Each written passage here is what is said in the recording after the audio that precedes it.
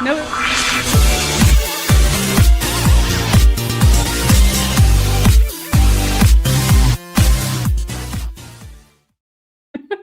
That took me off guard there. There's the intro. What's up, guys? Welcome to another KSR Happy Hour presented by Country Boy Brewing. I am Tyler Thompson. That is Jack Pilgrim, and that is Adam Luckett. And we are here today to continue the party after Kentucky's big win over LSU, courtesy of one Malachi Marino. Guys, what about that? Are we still on cloud 9, or as Malachi's mom said, cloud 11? Yeah, I'm just thrilled, man. We don't have to talk about what led up to it and maybe the long-term concerns we still have about this group, because there are very, very, many of them. But man, this team needed something like that, something to hang on to and give you hope. And that, like, hey, if you had lost that game, then we're starting to get into so they're officially out of the bubble, now wondering what the path to an NCAA tournament looks like. We don't need to answer those questions quite yet. Let's just enjoy this, celebrate another just wacky performance down at the Pete Maravich Center. Just a bizarre building that seems to always lead to chaos, and I'm very glad that the chaos worked out in our favor for a change. I think we all needed that.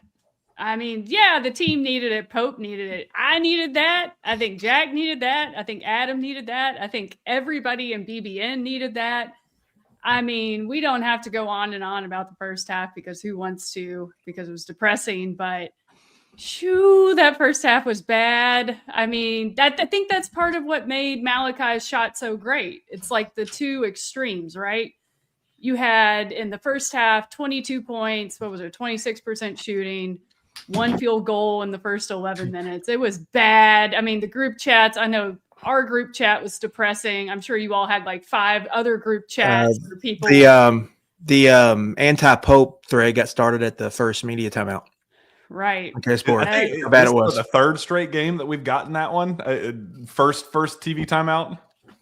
Yeah. One of them was a second. We got a 12-minute one a couple of games ago, but I don't like this trend where we're getting Fire Pope threads on KS Board. I mean, I sat there, everybody on Twitter sharing their big takes towards the end of the first half. And I'm sitting there, I'm like, well, I got to say something profound, right? Everybody's saying something profound. And I couldn't really come up with anything good, so I didn't say anything.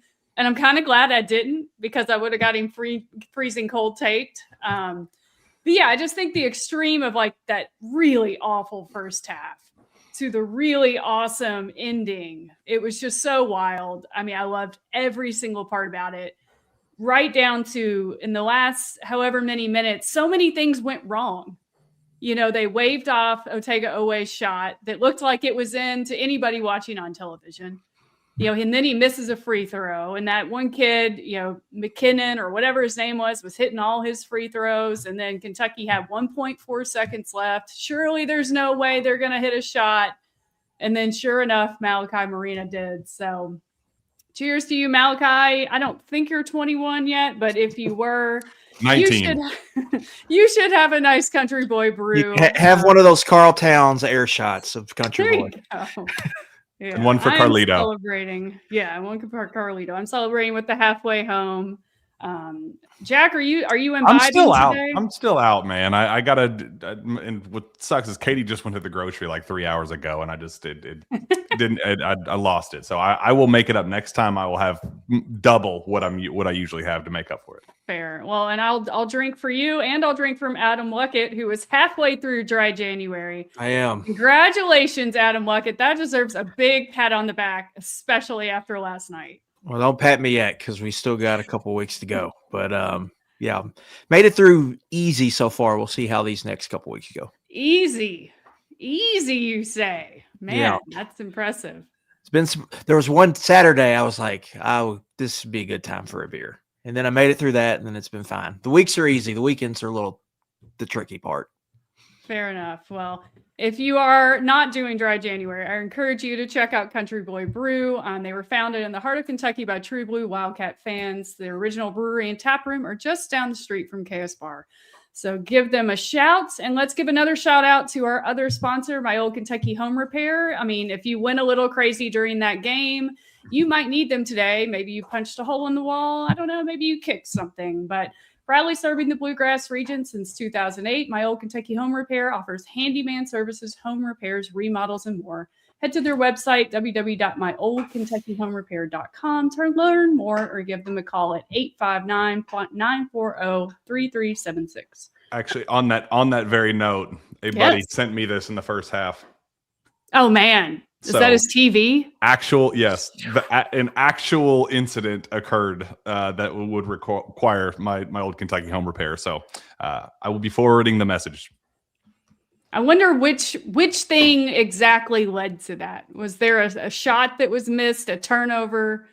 Was it that awful layup or tossed my remote at the TV when we went down 16-3 and Pope finally decided to do something and call a timeout. I've since had to move to a different room. I didn't understand the timeout patience there, but teach his own. Neither did he. Yeah. Man, well, I don't understand this team. Does anybody? says the world right now. They've got issues, which I get, and we can get into that. But how can you keep coming out and playing so bad in these first halves, but then actually play well in second halves? Like even the Missouri game, it was just a meltdown the last four, but they were probably plus 15 or something in that half before that meltdown. How come? Why can't this show up in the first half at all? It's just head scratching. It's over. It's like we should be betting on it. We should be betting on the other team first half because it's been cash, and then betting, and then taking all those winnings and betting them all on Kentucky second halves because that's how it's played out. And every time we just tell ourselves, oh well, this is going to be the lineup that changes it. Like I remember when Jalen Lowe finally got his start, it was like, finally, now is going to be the time that it's all fixed. And it's the exact same script. It doesn't matter. You could be starting in the first five Luckett and they're going to score the exact same points, whether LeBron James is out there. So yeah, I have no idea, man. I'm baffled. And it goes back to last year too. I mean, last year's team, as much as we love them, they had a tendency to kind of get down early on. So it's so odd. Like you said, you thought maybe shaking up the starting lineup would do something. They did that last night. Totally new starting lineup. We were expecting to see a ton of Jasper. That didn't happen, mainly because Denzel Aberdeen went nuclear in the second half. But it's just, if this team could just stop getting in such a big hole in the first half, they could really do something. Like that team in the second half was fun to watch. We'll talk about it more in a minute. It was so cool seeing them celebrate each other and celebrate in the locker room. Like I think we all needed those pictures and those videos. But I mean, even Pope, like I thought he was pretty candid. He was talking to Tom Leach and was talking about how incredibly emotionally taxing this has been. And I mean, you can see it. You can see it on his face, how exhausting this has all been. So if you had a mole, like if any sources could tell us like what went on in that locker room in Baton Rouge during halftime, I would love to hear it. I don't even think it's just the one in Baton Rouge. I think it's every single game we play. What happens in the halftime? I mean, they must be pretty darn good halftime speeches that Pope gives for us to respond the way we do. But I'd love the pregame speech to be equally inspirational, motivated, Mo Monday motivation, whatever you need. Just do what you do at halftime in the pregame speech. He probably showed him the Mardi Gras miracle. Just pull it up on YouTube. Not that much inspiration. There's probably an abbreviated game on there. You just watch that for 10 minutes, and then everyone went out for the second half and played well. Let's not get down by 31. That's a good start. Let's give a shout out to the chat. We've got Drew Franklin tuning in. Shout out to that Drew guy. Franklin. I like that guy. I do too. He says, thank you for all you do. Thank you for all you do too, Drew. I know it's a busy day for you. So thanks for joining us. We've got Captain Crash 21, one of our favorite listeners and viewers. He is emotionally dependent on this show. We are emotionally dependent on those comments. So shout out to you. Just lots of people weighing in. I I don't know how they managed. This is MGNK. I'm not even going to try and read the rest of that name. I don't know how they managed to score 55 points in the second half. Watching it, you can't really point to a coherent game plan that got them back in it. They just did. That's also a good point. Honestly, yeah. It's also make or miss, right? They hit 8 or 9 threes. Makes everything Right. easier. Yeah, why don't we just go Definitely. 8 for 11 from 3 every half? I think that's way easier.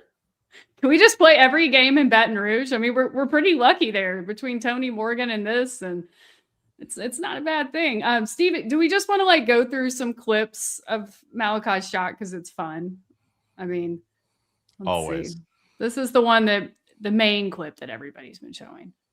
So boom. I'm also not buying that ball was thrown to Otega Oway. No, not at all. Yeah, I don't really know why Malachi said that. I mean, it's clear that Collins saw what was happening, knew one thing was closed, knew another was closed, and just threw it to Malachi. It was a dart. That was a dart to Malachi, and it wasn't going at anybody else. I don't believe him for a second.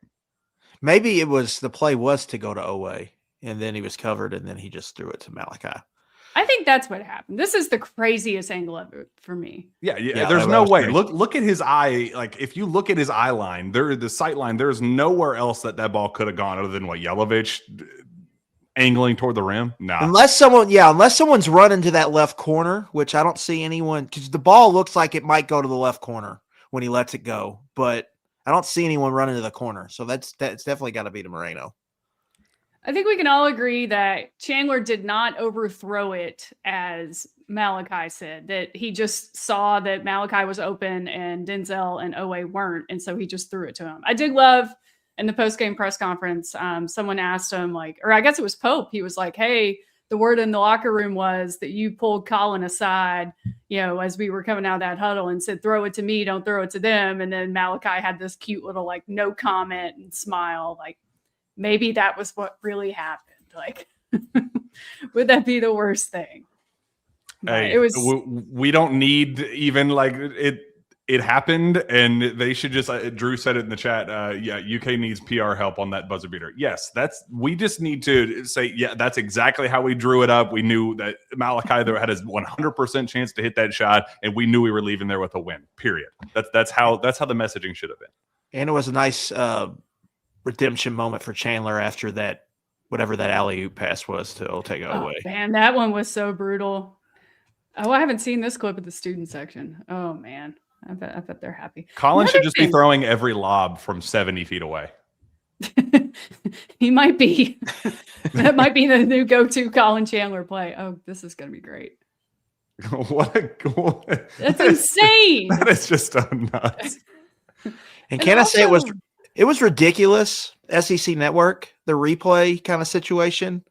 We don't see the Otega shot, the replay that shows clearly it was in his hands. We don't see that until after they rule. And then after Malachi hits the shot, the first thing you want to see is like, okay, did he make it? Like, was it in time?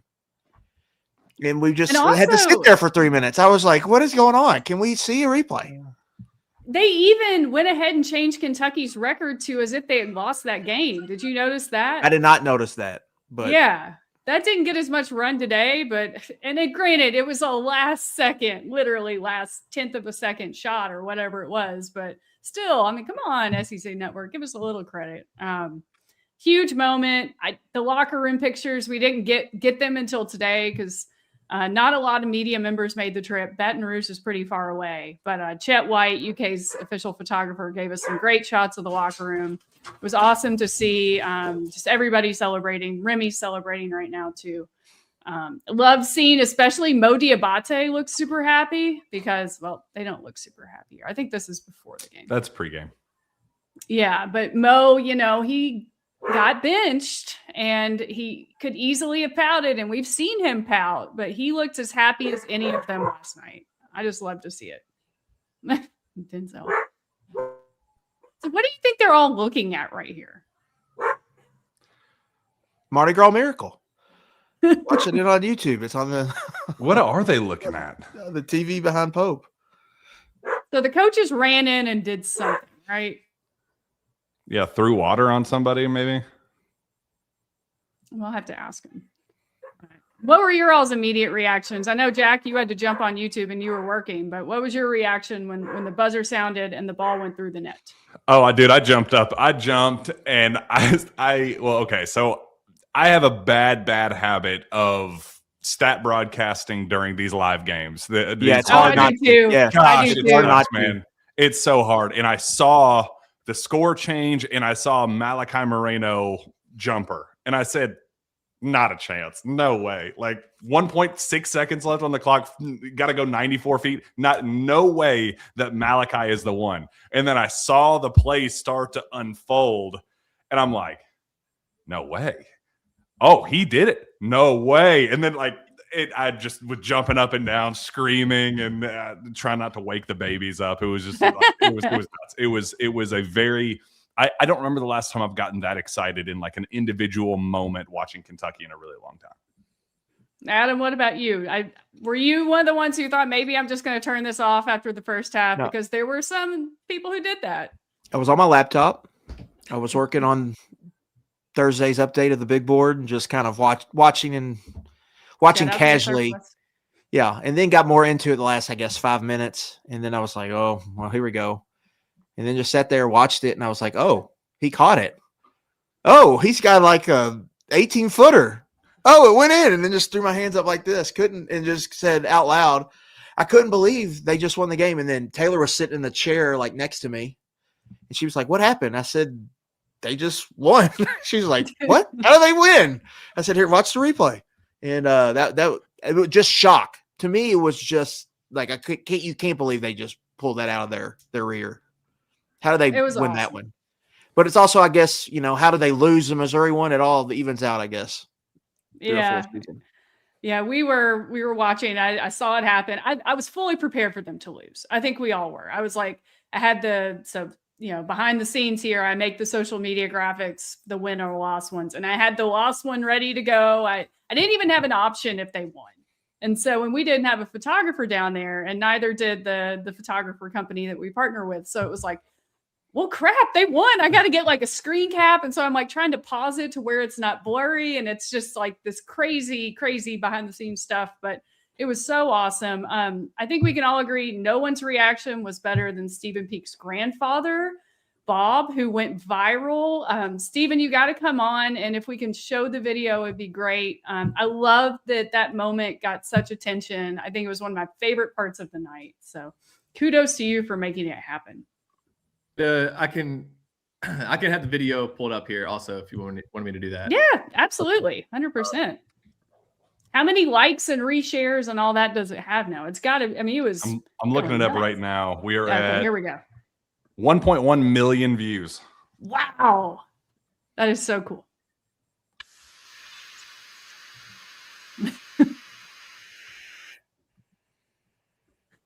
We can't even see. We got to figure out how we can see your grandpa. Oh, there we can kind of see him.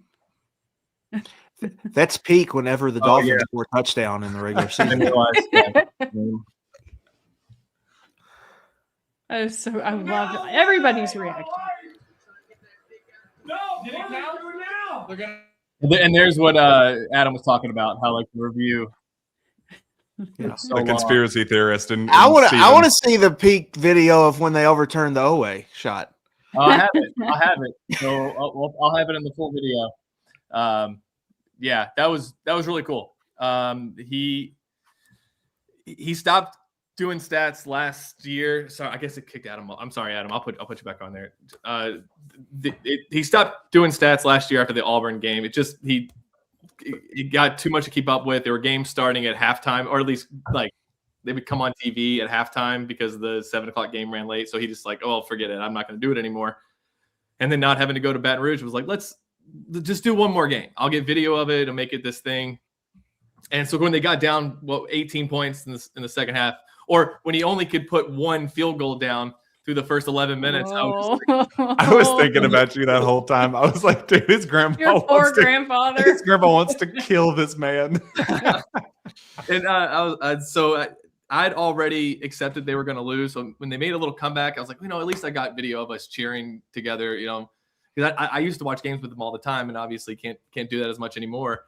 And I still can't believe it. Adam said it best, just shocked. Like I walked around his house, like trying to get the rapid reaction stuff set up. And my mind was just like, how can I even set this up? They didn't win. There's no way they won.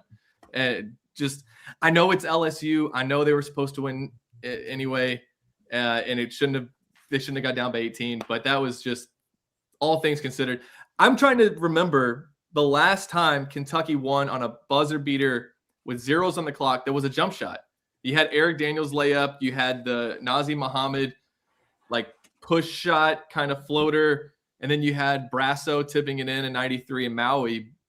But I'm racking my brain trying to figure out when. I mean, it's before my time, obviously, but the last time Kentucky took a shot, zeros on the clock, ball goes in, game over. Didn't I do a post? Didn't we do this entire thing driving back from a road trip? What game was that? Reed Shepherd. We were trying to figure out, like, we're doing like best buzzer beaters. I searched it, but I don't know that we found one that was a jump shot with no time left. Obviously, like the Harrisons, Rondo hit a big three against South Carolina. John Wall, Miami, Ohio. Yeah, but there was still like time left, and Kentucky. So like a true buzzer beater versus a game winner kind of thing. Yeah. Oh man, it was all. I'm just so happy that you all had that moment. And thank you for sharing it with everybody because it's clearly resonated with everybody. Like it's so cool. It made me think about watching games with my dad, and I'm sure it made you guys think about watching games with your family. It was so cool. So Michael Eves of Sports Center, the UK grad, retweeted it. So let's get Steven and his grandfather and his dad on Sports Center. Michael, if you're watching, I think that would be so cool. Yeah, so just I loved it. And I think that you kind of nailed it. It was like, who knows what's going to happen moving forward, right? But at least we had that moment. This team's clearly still got problems and issues that I don't know if they're going to be fixed by one magical little moment. But even if they're not, we'll have had that night in Baton Rouge and Malachi's buzzer beater. Is that kind of along the lines of what you all were thinking, Jack? Yeah, it at least gives you a chance. Like this team, I think the fan base would have turned entirely if they had lost that game, especially like had it continue to go down the path of the 18-point like deficit. Had it been a 20-point loss or something to that effect, I think the fan base would have just tuned out entirely and said, yeah, this team just doesn't have the juice and I am not going to waste my time with it anymore. What portal kid can I keep an eye on instead of watching the current team play? So the fact that they at least put themselves in position to say, okay, well, you've hit 2 in a row, go down to Knoxville. That place has been good to Kentucky here as of late. Go win that one. And then you're like, hey, well, there's 3 straight. Why can't we continue to rattle off? And even if they're not winning in the same way every single time, and what is this team's identity? I still don't think we have an answer to that. You can at least just find ways to build, big picture momentum and keep the fan base engaged and, kind of rallying around this team. So I don't think we've learned a ton about it outside of the fact that they didn't kill themselves. That's a good start. I mean, so Adam, what's your percentage confidence that Kentucky can beat Tennessee on Rocky Top on Saturday? Oh, I think I think you're entering every SEC game just about with more than a puncher's chance, at least. There's no great teams in this league. That is true. I mean, last night there were even more upsets. Vanderbilt went down. This is not the SEC of last year. And if you're Kentucky, if you can score 75 points, I think you have a chance to win every game in this league this year. It feels like the old kind of SEC basketball days a little bit where no one's really great. Everyone's just kind of in the middle is really big. I don't think the bottom is maybe as bad as it's been in the past, but the middle is just really big. And it's not, like it feels like a year where the team that wins the league is going to be like a 4 seed in the tournament or maybe a 3 seed in the tournament. So you don't have these juggernaut teams in the league. So for Kentucky, you can go on a run, but you can also lose a handful of games. So I think there's going to be moments where they win a couple big ones on the road, but there's probably going to be, games at home, a game or 2 more at home where it's going to be a frustrating loss. So I think it's just going to be a roller coaster with this team the rest of the year. And that's why another reason why I think this year is so frustrating, because you had an SEC that was wide open where you didn't even need to be great to go and win it and go and win the SEC tournament. And then like that's a step in the right direction, I think. Even if the league was down, you failed to take advantage of that, at least to this point. We'll see what they can do the rest of the year, but they're not trending that way. And so I think that's just kind of where they find themselves right now.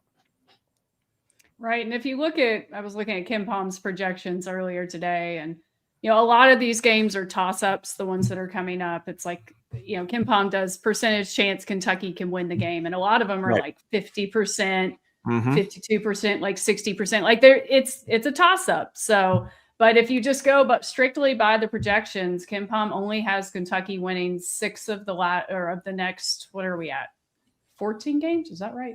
Mhm. Yes. So that's 6 and 8 not the a rest of lot. the way. Yeah, so that's firmly still very much bubble, maybe even the wrong Right. side of bubble. Right.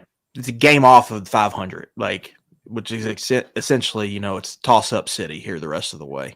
It was very deflating to be scrolling through and seeing John Rothstein's next 7,000th podcast that he does a day.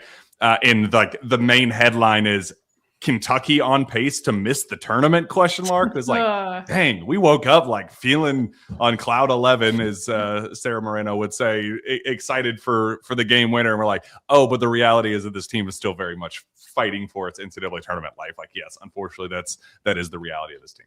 Right, but you get one more big road win, like in Arkansas or Tennessee or Florida. You get any of those, then you're on the right side of the bubble, because then those are the ones that matter. And as long as LSU stays somewhat competitive, St. John's is they're on a little run now, so that win is going to age well. You need Indiana to make the tournament, but that's a home win. All these the wins away from home are really what carry your resume, I feel like. And so you get a couple more of those, you're in really good shape, in my opinion, especially with how Kentucky's scheduled in a non-conference. Yeah, so if you look at the current resume, Kentucky's 2-5 in quad 1.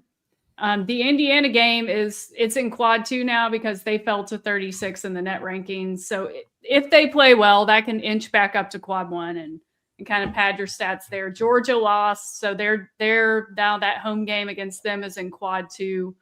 There are a bunch of like games that are right on the cusp, but yeah, you got to cheer for St. John's to continue to do well. It's good that, Deedon Thomas is coming back for LSU, because we need to root for LSU. Like, we need this to stay a quad 1 game. Currently it's 51, the Tigers are 51 in the net rankings. So safely within that top 75. As long as they don't bottom out, it'll remain quad 1. Right. So it was great to beat them, but now we need to cheer for them, I guess. Steven, do you have that table I did for that post? I took the Kim Palm projections and kind of rated each game by percentage chance Kentucky would win to kind of see which games we need to cheer the most in and feel the most confident about. I mean, again, Kim Palm is not perfect. A lot of these, close games could go one way or the other, or there have been some big upsets in the SEC this year. So you never know. Kentucky could win one of the games it's technically not supposed to. So yeah, it has the most likely wins: Ole Miss, Oklahoma at home, followed by Texas and Georgia at home. It's giving Kentucky a pretty good chance, 65% chance to beat South Carolina in Columbia. The games that is saying Kentucky will not win, very unlikely: Arkansas on the road, Tennessee on the road, Vanderbilt on the road, Florida on the road. But the toss-ups, probably the ones we need to keep an eye on the most. Tennessee at home, Texas A&M away, Vanderbilt at home, Florida at home, Auburn away. Again, the SEC is crazy this year, so these percentages could mean absolutely nothing on a given night. But it's just a good baseline to kind of keep an eye on things. It has Tennessee, it's Saturday's game in Knoxville, unlikely. So if Kentucky could get that one, Tennessee is not that good. Yeah, and they've been I feel like they're like 2-5 or something in their last 7 or something along those lines. 2-2 in the last 4. I guess they had a 3-game losing streak, won 3 in a row, and then went 2-2. So they're playing 500 ball here since Turkey Day. So yeah, they lost pretty bad at Arkansas. They lost really bad at Florida. They almost lost to Texas A&M. Texas A&M was up big on them the other night. So, Jack, you're making the trip to Knoxville. What's your vibes going into it? I mean, like you said, Kentucky's played well there the last couple of years. Yeah, and that's what scares me, because it does feel like Tennessee's due. Like, it does feel like we've stolen a couple, like Trent Noah come out of nowhere, and just that has been house of horrors for Tennessee with Kentucky in town here recently that, I feel like they're hungry for this one. I was very excited to see them pull off that. It is very weird for me to root for Tennessee. I would never in a million years do that, but them coming in losing 3 of 4 and 2 in a row, had they lost that Texas A&M game in overtime as a 10.5 point favorite, I would have put our odds of winning that one at slim to none. So you at least gave yourself a chance where they're not totally desperate. Kentucky playing with a little bit of fire and some momentum after, the miraculous comeback, and hopefully you can build upon that momentum going into Knoxville. But toss up is probably the best way to phrase it. I still think Kentucky could very well leave that one disappointed, and we won't enjoy that one. I hate being surrounded by that orange. It makes me sick to my stomach, but that could be the reality, unfortunately. Well, you mentioned Trent Noah. I mean, he had such a good game there last year. Are we going to see Trent Noah again this year? It's just been I know he was injured and all of that, but that has been one of the weirder things with a very weird season. There really isn't even a rhyme or reason to a lot of, like, Andrea Yelovich starting yesterday was just like, yeah, why the hell not? I mean, let's just Trent very well could. Trent could start on Saturday for all we know at this point. It's a long week, but I don't know. I think that's the easy. It feels like Pope is shortening the rotation, tightening things up, but also shifting it with no real rhyme or reason around. It's like we're sticking to 7 or 8, but not the same 7 or 8. So your guess he's is just taking completely random people and shortening it with that. It was kind of weird to see Yelovich in the starting lineup, and he had some moments there in the first half, but I think he settled in and eventually played pretty well. I mean, going from not playing in however many SEC games to starting on the road in one. In the end, I think he handled himself pretty well. So. I love Yelovich. Love him. He's been one of the guys that I have been confused why he hasn't played more.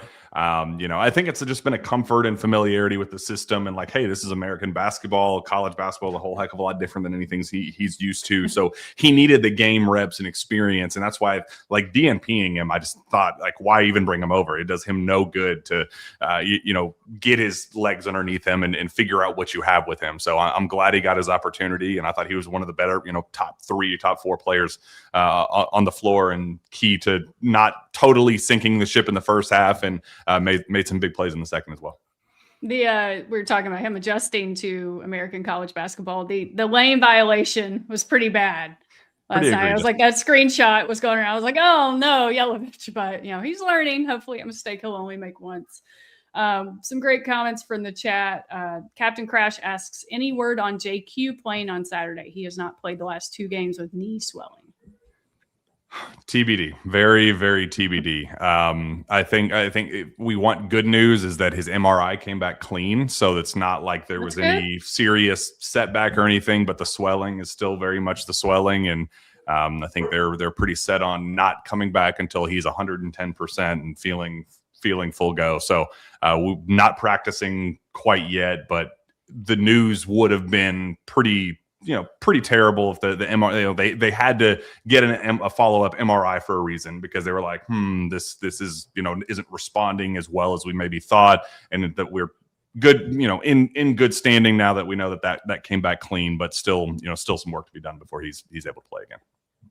Well, at the very least, it was good to see him and Jalen Lowe. Jalen Lowe hasn't had his surgery yet. He was in Baton Rouge last night. They were celebrating just as hard as everyone. I loved looking at the pictures today because J-Lo was like putting L's down. I saw that too. I was like, wrong team, but we'll take it. LSU down.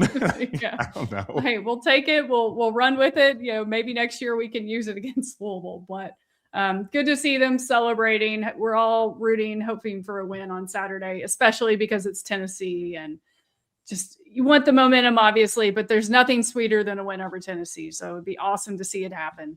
And then Kentucky follows that up, and they've got 2 manageable, winnable games at home against Texas and Ole Miss, although Texas just beat Vanderbilt. So something to keep an eye on. I will say we're getting the Otega Oway everyone thought in these last 5-6 games. He was awesome last night. Right. And he was sick. Right. 20 points against St. John's, 10 against Bellarmine in kind of a throwaway game. 22, 20, 22, 21, hitting threes, getting to the free throw line. This is more of what getting steals. He's got 11 steals combined in the last 3 games.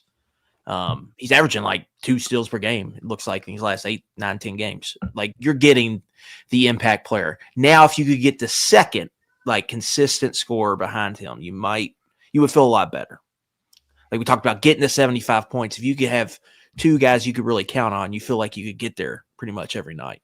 So you're getting the Oway everyone wanted. Now they got to find, I think, that second.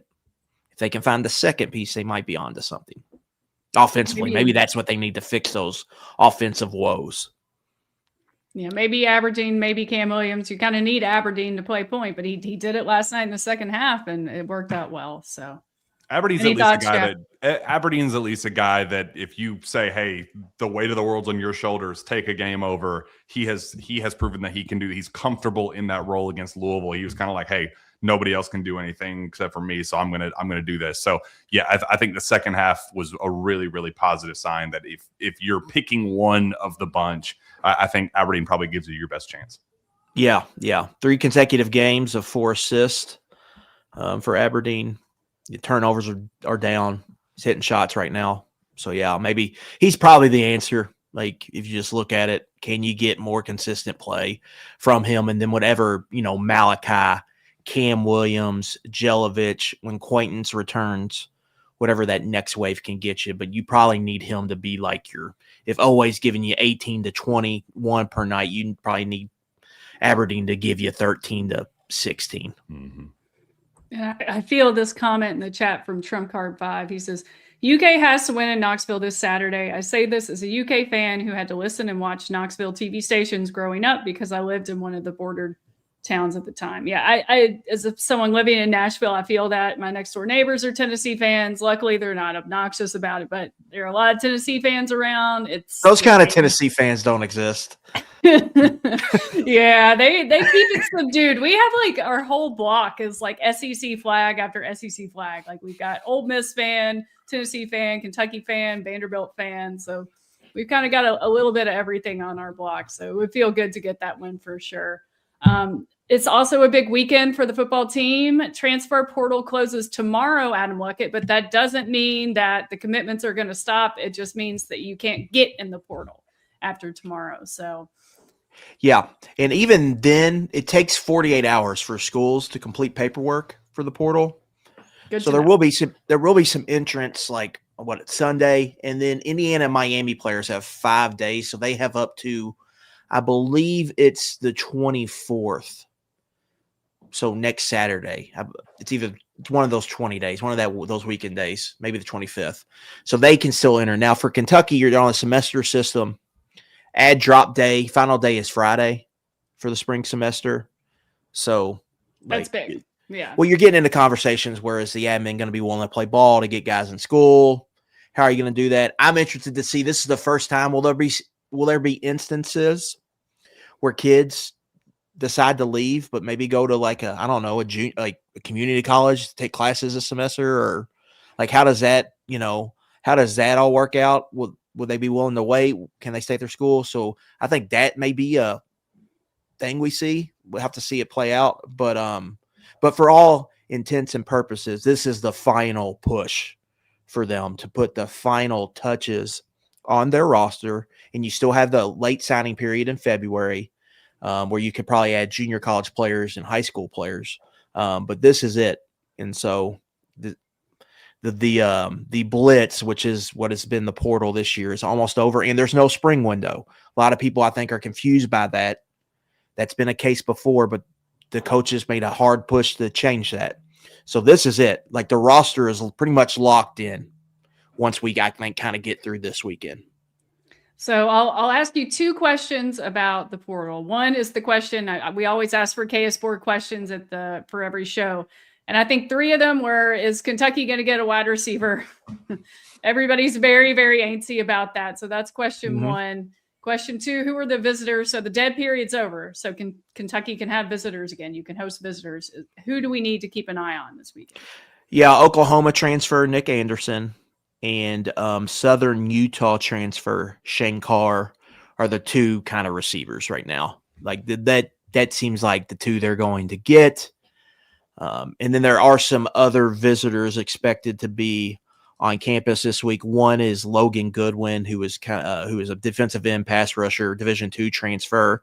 He's going to be on campus, and those are really the three big names. I'm sure some more names will emerge because there's been surprises almost at every turn this year with the portal. But the two big ones are those two receivers. I think they've got a chance to come in and be starters potentially for Kentucky next year. Well, that's big. And then maybe another present from LSU. Well, that would be Nick Anderson. Yeah, he played at Yeah. LSU last year. So Yeah. Joe Sloan's got the Bayou pipeline working for sure.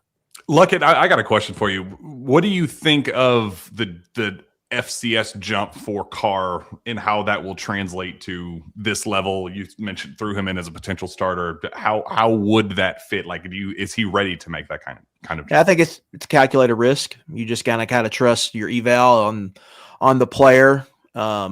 Receivers more easy than I would say like playing defensive tackle or offensive tackle. But because the athletes are more similar, I'd say in FCS, whether if you're per line of scrimmage, it's a lot different. But yeah, I think it's, tread lightly. What I would say, you don't know what you're going to get because this is a jump up in competition. And then so we've got all the updates you need on Transfer Portal on KSR Plus. Adam and Nick have done a great job. Adam's been dropping kind of daily updates on KSR Plus. And then it's been a big week for KSR Plus. We shouldn't fail to mention Cats Illustrated came on board, which has been great. We've got Justin Rowland and Jeff Drummond now on our side, kind of chiming in on the coverage. So there really is no better place to get any kind of UK sports coverage, from the free site stuff to the silly stuff to now the serious, like analytical deep dive stuff than KSR Plus. So come on board. We're having a 50% off annual subscriptions for new subscribers special. It's continuing for a limited time because the transfer portal is closing soon. So get on board and join the party. That's not the only football news we got today. Mitch Barnhart talked and gave some updates to Kroger Field. So I think I've sent Stephen the picture of this.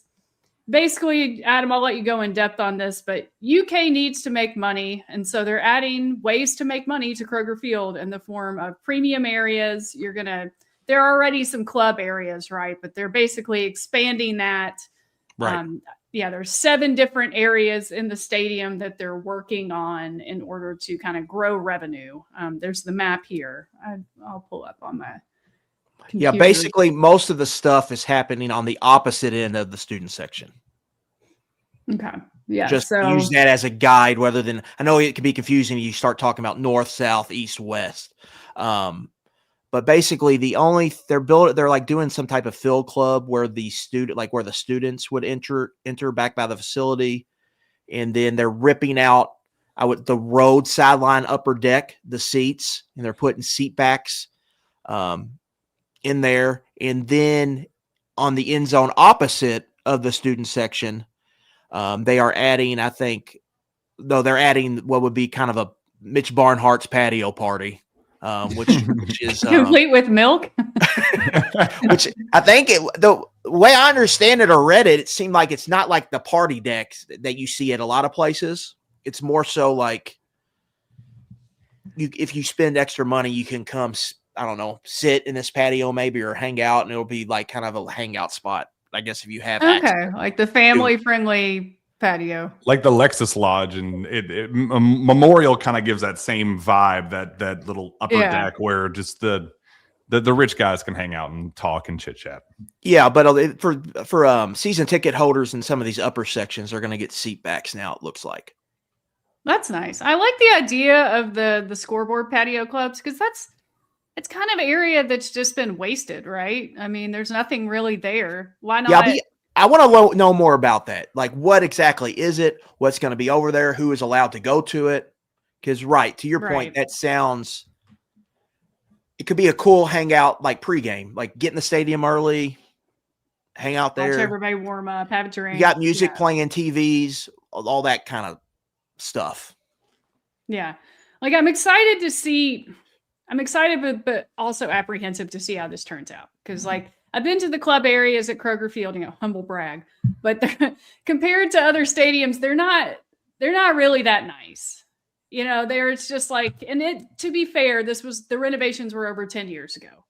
So, but they're just kind of like, oh, here's the bars, here's some food stations and some TVs. Like, I feel like we can take it a step forward. Like having gone to other college football stadiums and pro stadiums, there are a lot nicer areas. So hopefully they do this right. I think it'd be cool, even if you're not a season ticket holder, if you just want to have club access for a day.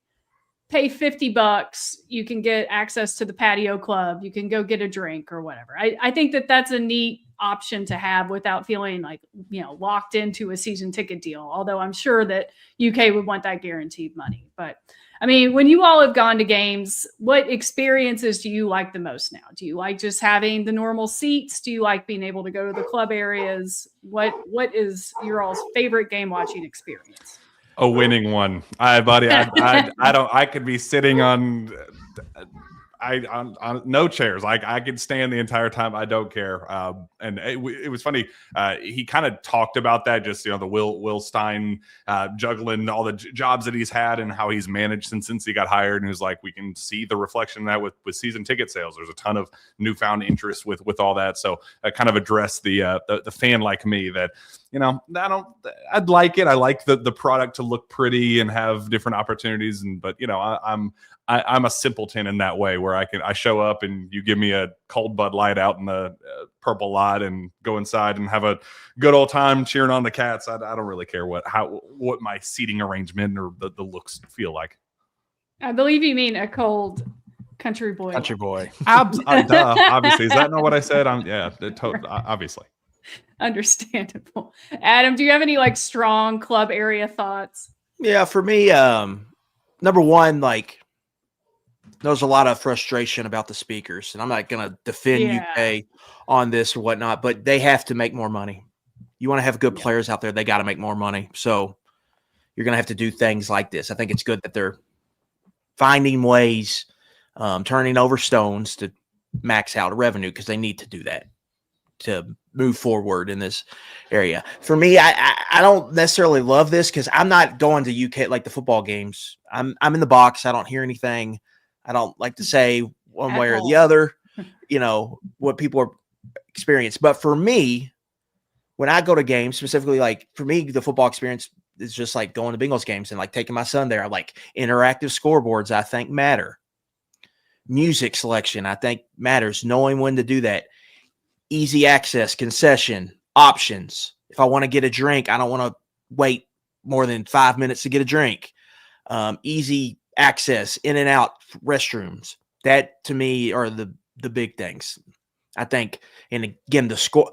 I can speak for the scoreboard because I get to see that at UK. It's not near these other stadiums I've been to. And I'm just talking about SEC. I'm not even going to get in the NFL, but SEC kind of in-game experience, it could just the scoreboard. And I know there's a lot of people about the speaker. They could be, because it could be better. And that stuff I think matters a lot, specifically for people that aren't maybe locked in on the game and are just going to keep people into it. And I think they've done things to keep people engaged. I think the fourth quarter kind of video they played this year, they had the Freebird in it. I thought that was a really good video, and it got people, I think, fired up for games that were close in the fourth quarter. But I think they just need some more just the in-game entertainment is where I think they could improve the most and make the biggest strides here moving forward. Well, and obviously Will Stein's most concerned with putting a winning product on the field. But if the first month or so of his tenure has shown us anything, he is not afraid to shake it up when it comes to how they do things with their marketing. We've had more selfie videos and random tweets. I know I'm loving every bit of it. Give it all to me. He's taking pictures of plaques around the facility of Raphael Little and Wesley Woodyard and tweeting them out.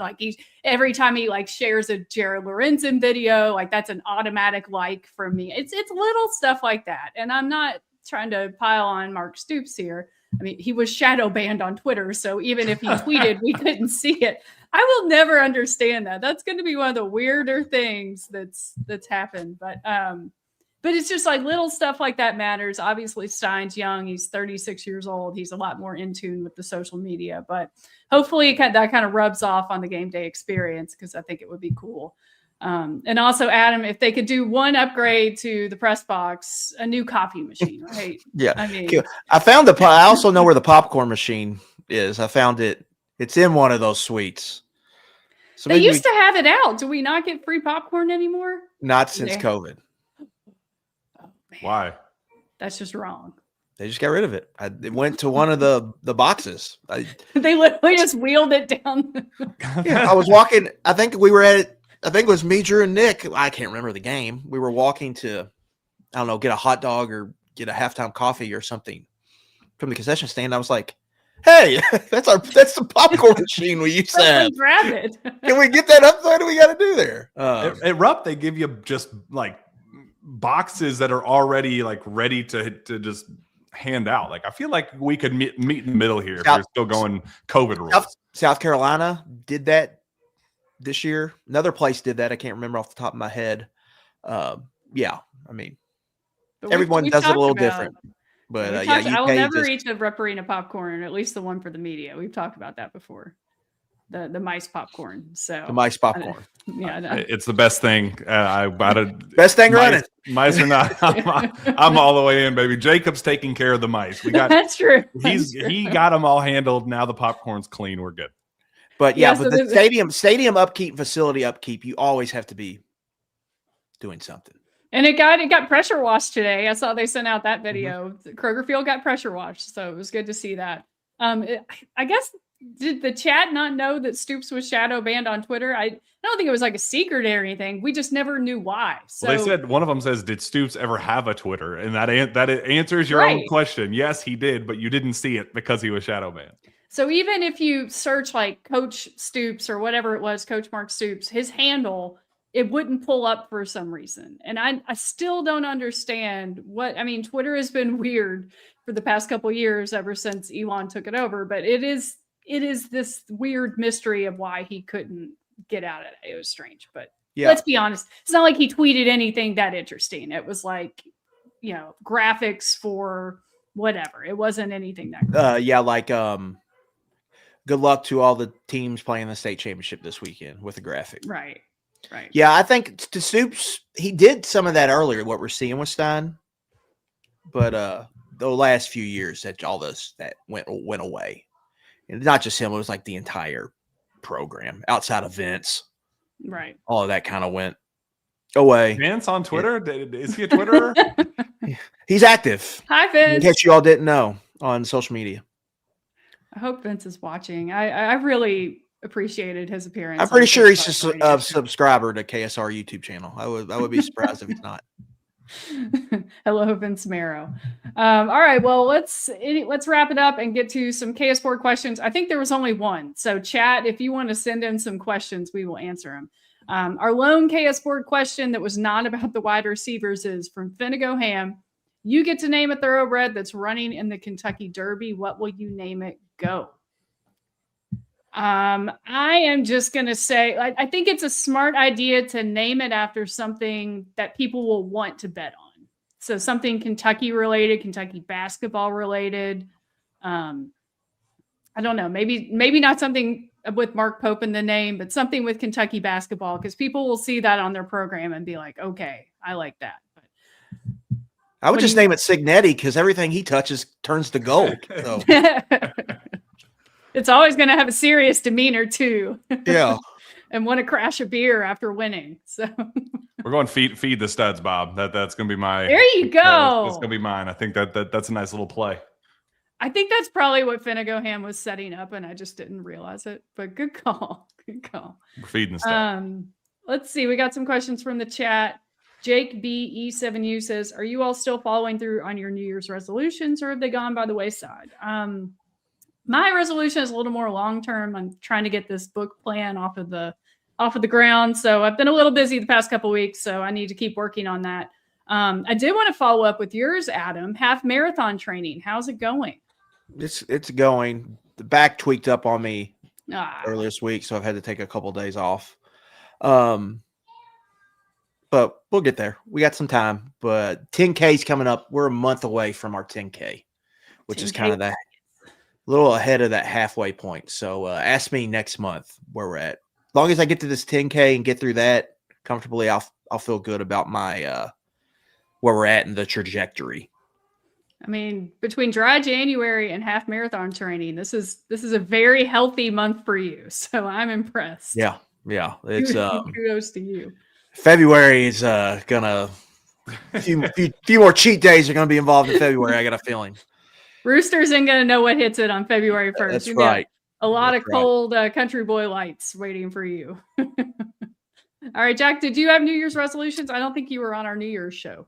I do, and they're still going strong. I tried the main one was like I developed a nice gym habit, basically August on all the way through the end of 2025, and just like three times a week, not do anything like that. I did like a October squat thing that was 5 days a week, Monday through Friday, every single week. And it's just like you get to the end of the month and you're like, I'm dead. Like I have nothing left I to give. can't do this anymore. So it was more of like, hey, I want to maintain a comfortable, realistic habit where it's 3 times a week. So go finish the year 3 times a week and then just continue on. So it doesn't feel like it's a resolution. It's just a continuation of what I've been doing. And yes, I'm still holding firm. Although this basketball schedule with these, random Wednesdays and like it's hard with the late nights and getting home from Rupp and all that. So I haven't been able to stick with like a Monday, Wednesday, Friday kind of deal.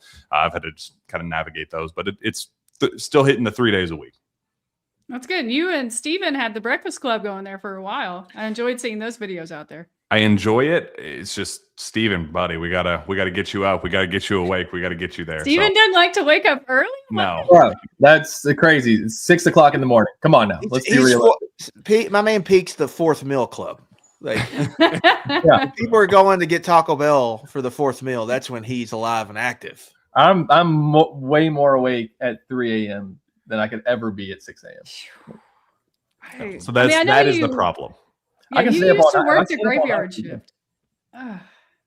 I can't do it, man. I cannot stay up late. It's tough. I did like Steven's. He said his resolution from 2017 is still holding strong, which is no more New Year's resolutions. So No cheat days. Love it. what were you going to say, Adam? I was just gonna say for me, I used to be a night owl too, but like it's getting hard now. Even like driving, I could be able to drive through the night. Now we get to 1, I'm like, we might need to stop. Now you got deer leaping at you. Yeah. Just I got enough. I can't drink another coffee right now. We need to just go to bed.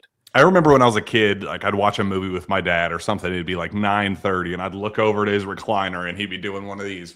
Yeah. And I remember going, "What an old man you are to be falling asleep at 9:30 in your recliner." And like, here I am, 28 years old, sitting in my recliner, going, "Ooh, 9:45. It is mighty comfortable right now, man. I wouldn't hate just kind of calling it a night." So it's funny how life works.